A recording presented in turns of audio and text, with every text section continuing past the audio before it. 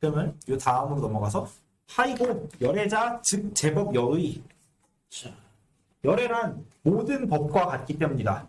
즉 제법 여의. 그러니까 열애라고 얘기하는 것은 즉 한 다음에 제법 여의라고 해갖고 되게 특이한 단어 여의가 나옵니다. 이 서유기에서 많이 나오던 그 단어죠.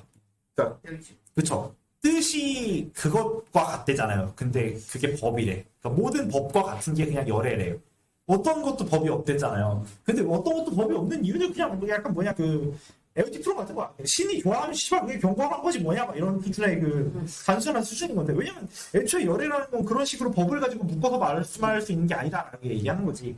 근데 약유인은 만약 어떤 사람이 열애가 안욕따라 삼맥삼보리를 얻었다라고 말할지라도 그래서 수보리여 실무유법 실로 어떤 법도 없이 불득 안욕따라 삼맥삼보리 저는 어떤 정해진 방식이 존재하는 것들로 해서 수행을 해야만 안욕따라 삼맥삼보리를 얻고 열애가 되는 것이 아니라 그냥 누구나 할 수 있는 각자만의 방식들이 고정되어 있어서 상을 만들고 집착하게 하는 그런 방식들이 아니다라고 얘기를 하는 걸 계속 얘기를 하는 거예요. 애초에 이 경전 자체가 그 부파불교의 수보리를 계속 지금 함락시키기 위한 경전이다라는 걸 생각을 해봐야 되는 거죠.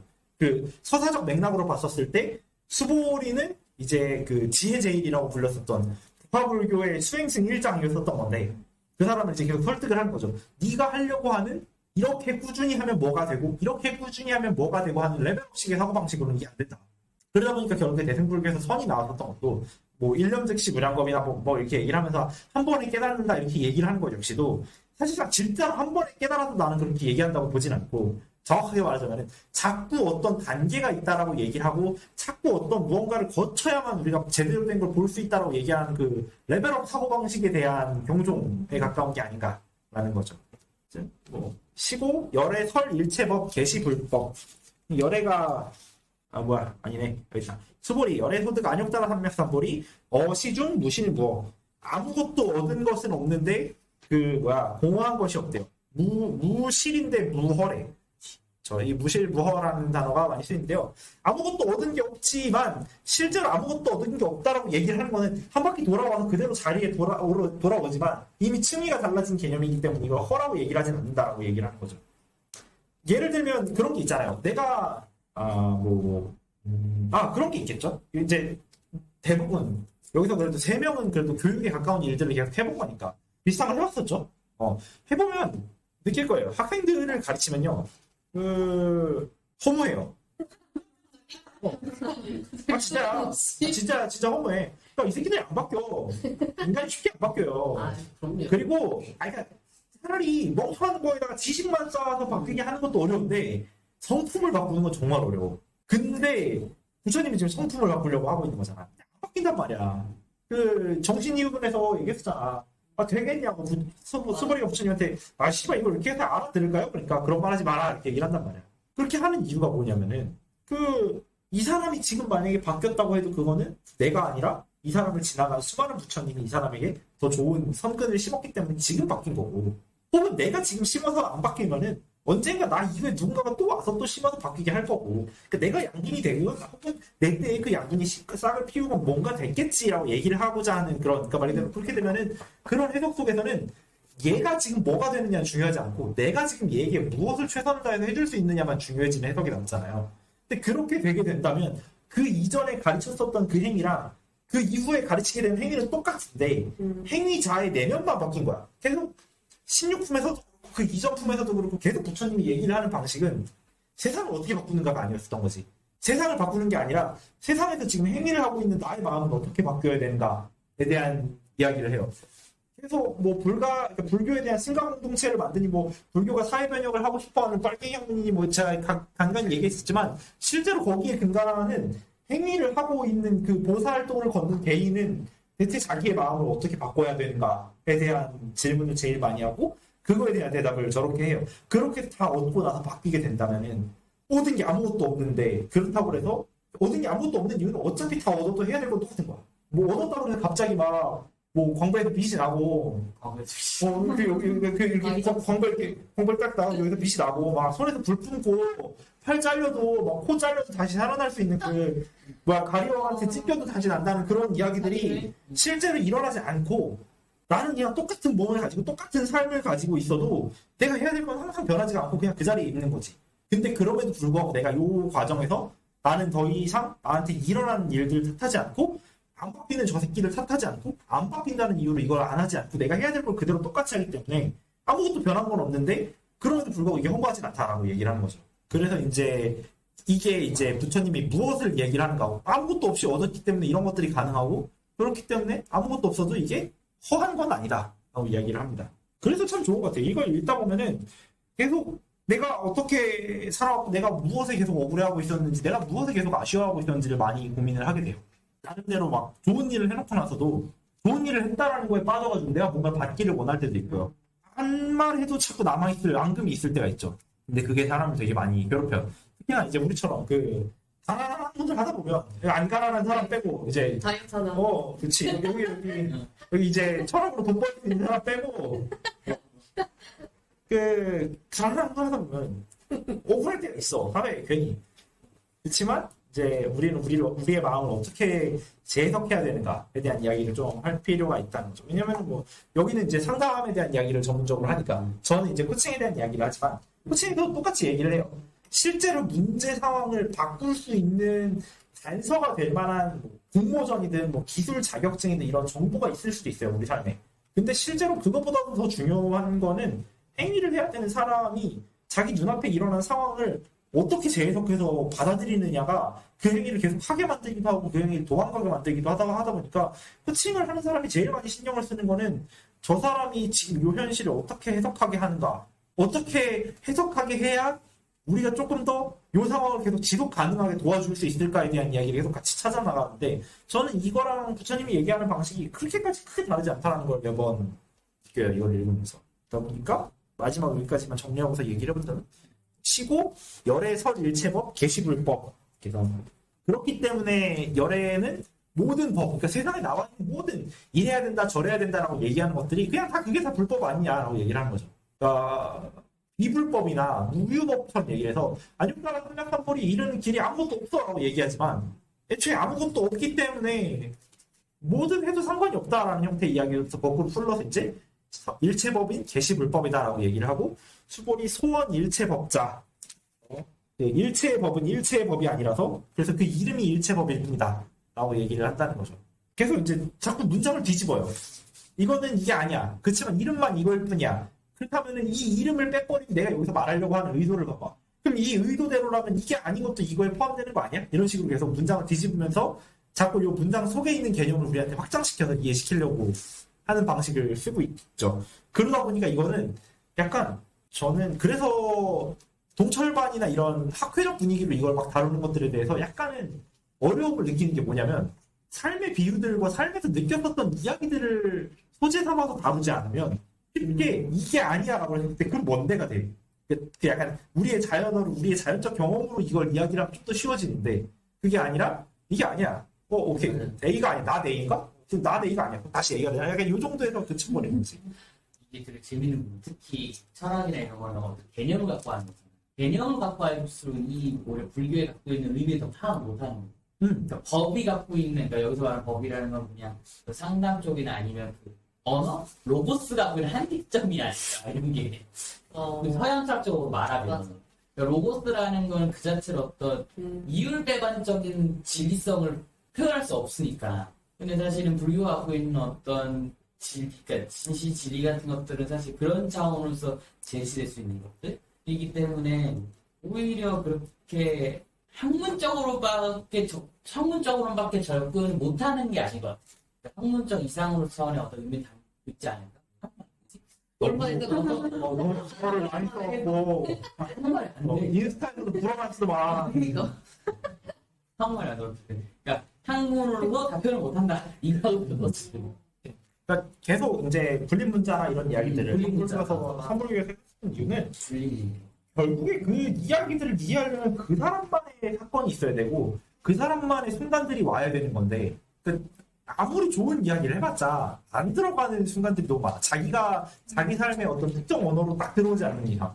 참 약간 신기하죠. 저도 사실 여기 읽으면서 아예 387쪽에 맨 밑에 보면 해능이 나오더라고요. 네. 해능 대사의 깨달음을 이렇게 얻고 나서 개성을 읽었다면서 이게 해운대사의 개성이 잠깐 지나가는데 그쵸. 387쪽에 그래서 저도 이거 읽으면서 이 법이 뭐 있고 없고 얘기하는 게 저는 맨 처음에는 그 일체신조처럼 우리 마음 안에 이미 모든 법이 담겨져 있는데 그거를 깨닫지 못하고 뭔가 다른 걸 개념을 밖에서 자꾸 구하려고 하는 태도를 비판했다고 생각을 하면서 해능이나 그 선종에서 얘기하는 그 깨달음이라는 게 어떻게 보면은 내 마음이 그 부처라는 거를 아는 거잖아요. 그리고 이게 어떻게 보면은 양명학에서도 저희 양명학 파트를 이번 주에 했어가지고 그 은사에서 심해물이라고 하면 마음 밖에 따로 뭐 진리가 있는 게 아니다, 이치가 있는 게 아니다라고 하는 그 맥락이 사실 다 비슷하지 않나라는 생각을 했어요. 그리고 이게 너무 간지야. 맑은 거울 역시 틀이 없다. 진짜. 나도 그러고 읽었어. 연경역비대. 역시 사양자하고 원래 물로 불리고 짧습니다. 만물 불교설. 그 진짜 그냥 일단 보면 어이가 없다니까? 근데 확실한 건 그 짤이건 나발이건 떠나서 라임이 진짜 그냥 독보적이야. 유교에서도 이 정도의 라임을 못 만들어. 유교는 그냥 한문으로 문장을 썼다. 오케이. 근데 이제 진짜 이게 서양에서도 그 로마 때나 이런 데 보면 맞아요. 코르네이유나 이런 시인들이 시의 형태를 이렇게 쭉 이야기를 할 때가 있어요. 진짜 막 제가 코르네이유의 시구 중에 진짜 좋은 게 사랑하거나 사랑하지 않는 것은 우리의 자유로 되지 않는다. 이렇게 딱 써놓으니까 그거 보면서 역시 여기도 굉장한 딱 그러거든. 근데 그 라임들이 철학서에 없어. 유일하게 라임과 철학적 그게 딱 붙어 있는 게 불교라 갖고 아 미쳤다 막 이럴 때가 있단 말이지. 보통 이제 고대 로마까지 게 나와있죠. 세네카 이런 거 읽어보면 그치. 근데 이제 약간 세네카를 철학자로 치는 거 알게 되니까 어동적이잖아. 물론 미야마로. 그러니까 치는 건 치지 당연히 화론이나 이런 것들 보면. 근데 뭔가 우리가 철학이라고 얘기를 하는 것들에서 라임이 만들어지는 것들이 이게 쉽지가 않아. 이게 왜 그런 줄 알아요? 이게 게르만하고 앵글스로 천박한 게 참.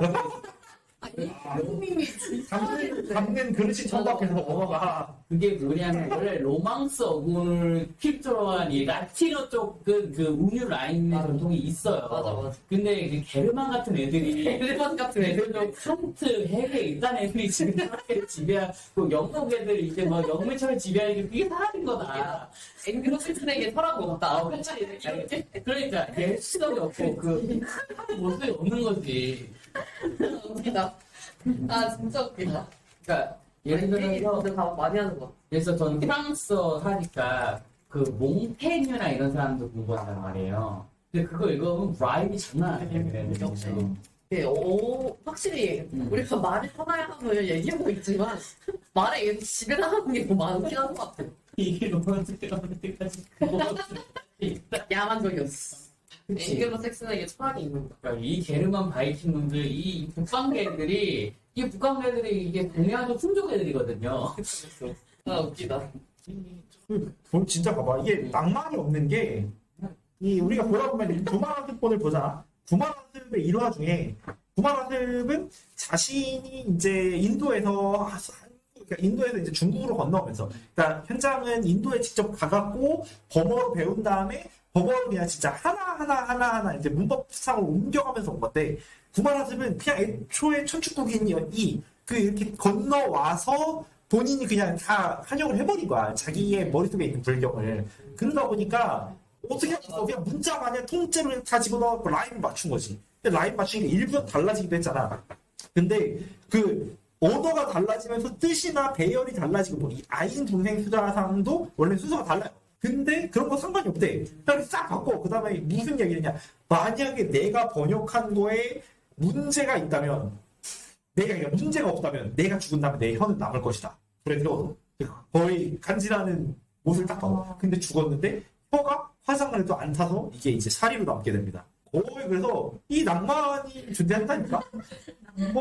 이 그렇지요. 구마라 선사의 낭만 넘치는 유언. 이런 거 보면 확실히 불교가 낭만과 힘이 넘친다. 스토리. 2차돈. 맞아. 목을 잘랐더니 우유가 나오다. 불교 신기한 거 많다니까. 하얀 피를 참 좋아. 이게 좀 다른 얘기긴 한데 이제 언어로서 전달할 수 없는 무언가가 있다는 얘기가 어제 이제 논어 스터디 했었거든요. 저도 이제 유학을 배우는 사람으로서 이런 얘기를 조금 하면 이제 논어 첫 구절이 그거잖아요. 하기 싫을지 부르기 어려운데 왜 논어라는 그 텍스트의 첫 번째 내용이 학으로 시작하는가, 도대체 학이 뭐냐, 배움이 뭐냐고 주연쌤이 딱 질문하니까 와우 버선이 그러면 제가 이러고 있잖아요 하면서 그 학의 그 배상이 되는 것, 무엇을 배우냐에 대한 얘기를 했을 때 그 예도 당연히 있지만 특히 재밌었던 건 악을 배운다는 거였거든요. 그러니까 음악을 배우는데 그 왜 음악을 배우냐, 뭐 그걸 한다고 해서 인성이 좋아지는 뭐 이런 것도 아닌 것처럼 보이는데, 근데 그 음악이 주는 어떤 그 운율이나 리듬이만이 줄 수 있는 뭔가가 있다고 생각을 했었지 않겠냐. 그러니까 단순히 언어를 배우고 말을 배우고 이렇게 해야 된다, 하지 말아야 된다라는 그런 규범뿐만이 아니라 그 어떤 잘 정돈된 음을 들으면서 느낄 수 있는, 얻어갈 수 있는 그런 게 있었다고 여겨서 악을 좀 중요한 재움의 하나로서 생각하지 않았냐 이런 얘기를 막 동물 제례약 같은 거 사실 그렇지. 약간, 그리고 좀 종교 관련된 노래 들으면 홀리하잖아요. 뭔가 이렇게 듣는 것 이상의 그런 배움이 언어로서만 배워지는 게 아닌 무언가가 확실히 있어 보인다. 불교는 좀 격이 달라 보이긴 하지만. 근데 진짜 비슷한 게 유학에서는 그 경전 중에 뭐가 있습니까? 시경 있잖아. 시경. 이 시경이 그 당시 유행했던 시가들의 모음이란 말이죠. 근데 이게 시라는 거는 결과적으로 운율이 존재해요. 그러니까 시에는 운율이 있고, 운율은 다른 의미로 멜로디예요. 시가를 얹으면 노래라고 부르요. 그러다 보니까 결국에 시경이란 그냥 고대 멜론 탑백인데, 결국 멜론 탑백을 보면서 당시에 어떤 감성이 대중들에게 흐르고 있었는가를 보는 것이라는 말이죠. 근데 실제로 보면은 2000년대 유행했던 노래들, 90년대 유행했던 노래들, 10년대 유행했던 노래들이 사회가 달라. 예를 들면 경제가 좋아질 때, 그리고 경제가 나빠질 때, 사람들이 좀 전반적으로 정신적으로 호황기에 있을 때, 전반적으로 너무 두렵고 서로 부딪히고 싸우고 있을 때 다 유행하는 노래들이 달라요. 옛날에 안 그래도 그 대중가요 같은 면에서 잘하긴 인문학 수업할 때 저런 식으로 해서 멜론 탑백을 진짜 시대별로 뽑아서 봤었던 적이 있었거든요. 근데 진짜 재밌는 결과가 많이 나서 시경도 대충 이랬던 거 아닌가? 하고 있었거든요. 근데 물론 그런 건 정확히 아니겠지만 결국에 시경 속에서 우리가 볼 수 있는 것들도 명확하게 이게 저래야 된다, 이래야 된다 아니라 어떤 그 노래들 속에서 남아있는 어떤 그 세 속에 남아있는 어떤 감정들이나 이런 것들 역시도 우리는 충분히 배워볼 수 있고, 또는 거꾸로 세 속에 남아있는 게 아니라 군자가 갖춰야 될 어떤 무언가도 제대로 말로 표현하지 못하는. 예를 들면 그 회사 후보 이렇게 해갖고 뭐 그 있잖아, 그 흰 바탕에다가 흰 바탕이 먼저고 나머지 색칠해야 된다고 이렇게 했을 때 얘가 바탕이다라고 얘기했던 그런 방식들, 이런 것들도 원래의 언어의 방식으로 뭐가 좋고 얘기할 수 없고, 오히려 우리가 일상생활에서 느껴지는 어떤 비유들 혹은 하다못해 공자조차도 그림을 통해서 이 그림 깔 때 비단에다가 먼저 하얀색 쫙 칠하고 그 다음에 나머지를 칠해야 되는구나 라고 하니까 오케이, 그럼 이게 얘가 먼저라는 소리로 이야기를 해볼 수 있겠구나 이렇게 해서 비유들을 찾아내갖고 그 당시 사람들을 설득할 방편들을 만들어내는 걸 보면, 저는 애초에 처음부터 문자로 담는 게 아니라 우리 일상의 경험들이 조금 더 우리에게 좋은 깨달음을 줄 수 있는 이야기가 될 수 있는 거기 때문에 이 문자 하나에만 이야기를 해서 이렇게 해야 돼, 저렇게 해야 돼, 이렇게 이해해봐, 이게 아니야 이렇게 얘기할 수 없다 쪽으로. 서양 현대 철학들이 좀 동양 철학에 가까워지는 게 있는 거.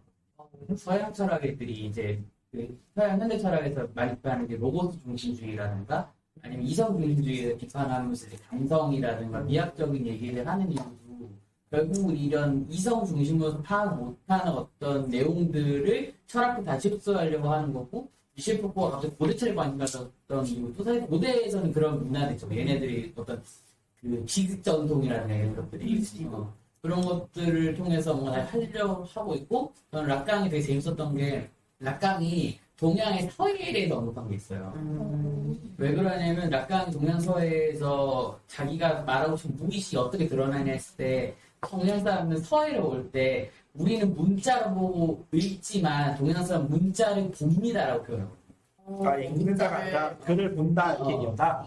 네, 보다 특이하더라고 표현을 써요. 그러니까 그거 갖고 있는 의미가 내가 말하고 싶은 무의식이 갖다 씁니다라고 말하는 게 있어요. 그러니까 서양에서는 글자로 보면 그 글자의 의미에 대한 일대일 대응으로 연결시키잖아요. 사과를 그 이데아를 떠올리고 연결시키는 거죠. 하지만 동양에서 서예라는 거는 단순히 글자이지 이제 그 자체가 하나의 예술성을 갖고 있고 어떤 의미를 담고 있잖아요. 그러니까 그걸 통해서 뭐 자신이 말하는 무의식적인 드러남 이런 거다라고 말하는 게 있었거든요. 뭔가 그런 것도 보면 분리문자 내용하고도 연결되어 있는 것 같아요. 되게 흥미로운 것 같아요. 실타래 읽기는 혹시 언제 하나요? 아, 그치. 잠깐 쉬었다가, 어차피 이걸 17품을 끝내고, 잠깐 쉬었다가, 들어가죠. 근데 끝나게 보면, 그리고 아직은 괜찮은데, 이게 여기서 끝나지만, 여기까지 가고, 뭐야, 개 많이 남았네? 잠깐만. 그거 엄청 길어요, 여기가. 네.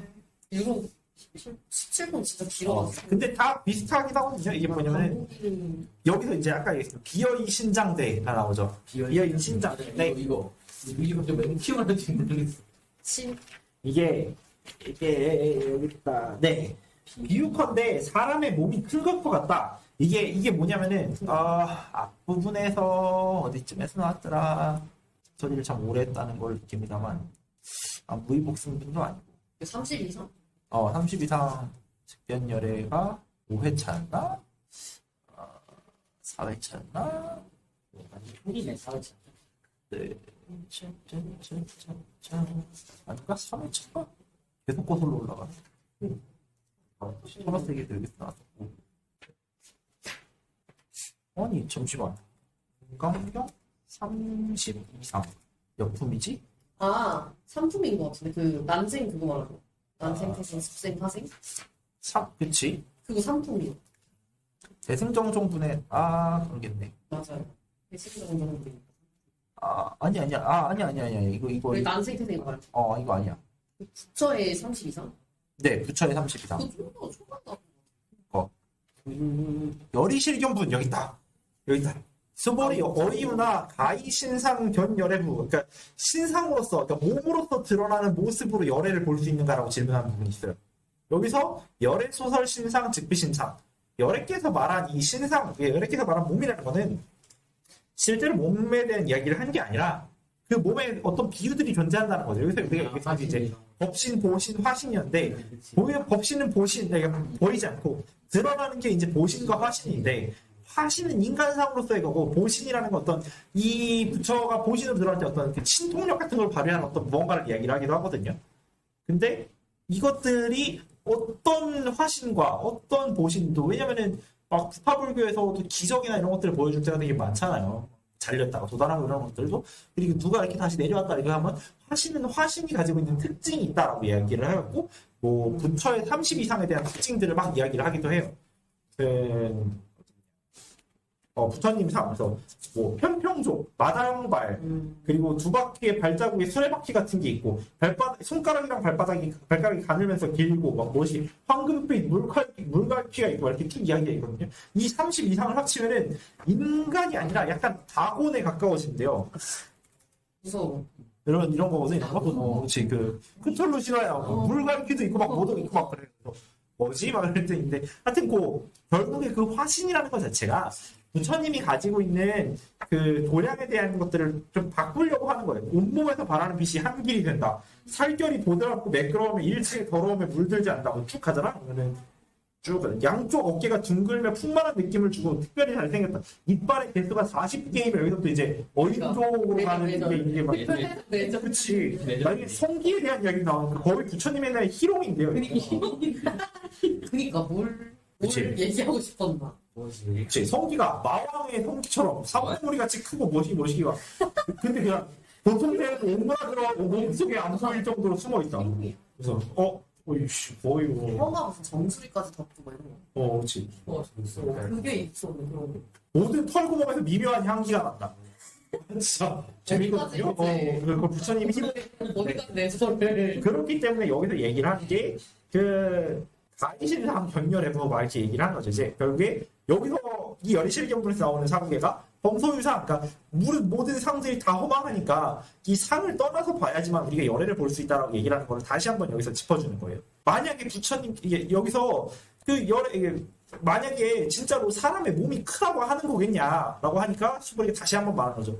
아닙니다. 세존께서 얘기하셨던 열애가 이야기하던 그 인신장대라고 얘기를 하는 거는 그거는 몸이 큰 게 아니라 그냥 큰 몸이 가지고 있는 그 의미와는 이야기를 한 거다.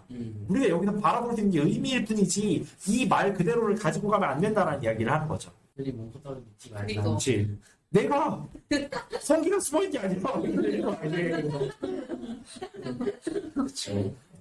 그리고 이제 보살 여겨시 약작시연 이렇게 얘기합니다. 보살 또한 이와 같다 약작시연 만약 내가 마땅히 무수한 중생들을 아당멸도 불량 중생 즉 불명 보살 이제 모든 중생을 제도하리라고 내가 말한다면 그거는 보살이라고 할 수가 없다. 아까 얘기했었던 거 그거 하신 그대로인 거죠. 왜냐하면 수보리요 하이고 수보리 실무 유법 명의보살 실로 아무것도 없는 걸 일러서 보살이라고 하기 때문이다. 어떤 법에도 매이지 않고 보살도를 행하는 것을 보살이라고 말하지 이래야 하니까 저래야 해를 갖다가 하는 걸 보살이라고 말하겠냐 이거지. 시고불 일체법 시고불설 일체법 무아 무인 무중생 무수자자 그래서 이런 까닭의 부처는 일체법의 아인 중생 수자를 무검치 않는다 라고 이야기를 하는 거죠. 마지막으로 이제 수보리요 만약에 보살이 시연 내가 이렇게 부른다면 아당 장원불토 내가 마땅히 장엄한 불토를 가진다고 말한다면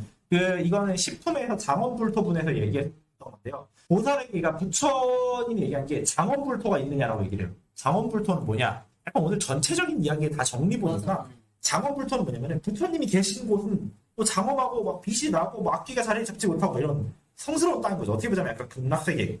근데 그거에 대한 답은 실제로 부처님이 계신 곳이 부처님이 주변을 조화롭게 만들고 밝게 비추기 때문에 그곳이 장엄한 곳이 되는 거지 장엄불토라는 곳이 있는 게 아니다.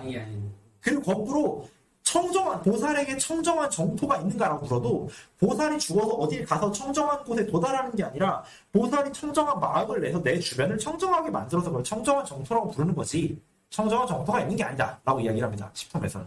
그래서 이 장엄불토의 이야기가 십품으로부터 다시 끌어서 나와서 이야기를 똑같이 해요. 아당 장엄불토 시불명보살. 내가 만약에 장엄불토를 가진다고 말한다면 그건 보살이 아니다. 이게 우리 저번에 얘기했었던 건데 전광훈은 천국에 가는가라는 이야기를 여기서 했었던 건데요.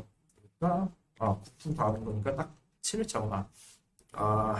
여기 있다. 이거. 맞아. 자유마을 가요. 이거만 진짜 이게 이게 너무 많아. 뭐야 이거 그거야. 있어요. 핸드폰 통신사를 만드셔서 그러니까 맞아. 진짜로 이걸로 퍼스트 모바일 핸드폰 통신사를 가입을 하라고 했고 한데 여기에 핸드폰 요금제에 헌금 요금제가 있습니다. 헌금 요금제. 헌금을 자동으로 기깔나. 창조금들 장난 아니니까. 그래서 뭐하고 막 이렇게 뭐가 되고 막 한데 막 이거 천국 가는 걸 믿기로 하는 거죠. 근데 문제는 진짜 신기한 게 그러니까 여기서 우리가 무슨 얘기를 했었냐? 아니 그런데 만약에 진짜 천국이라는 게 있어. 내가 천국에 갔는데 이 사람 옆에 있으면 그게 천국일까? 그러니까 천국이라고 하는 물리적인 곳이 우리한테 있는 걸까? 아니다라는 거지. 내가 만약에 저 새끼 있는 곳이 천국이고